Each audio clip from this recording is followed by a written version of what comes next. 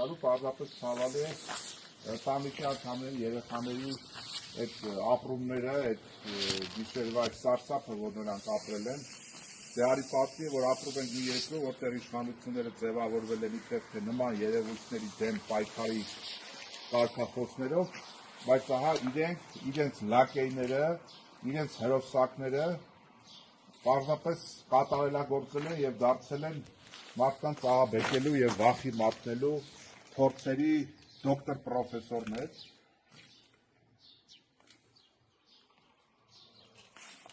բայց մախաթը պարկի մեջ չես պահի, կեղտը միշտ դուրս է գալիս ջրի երես, և ինչպես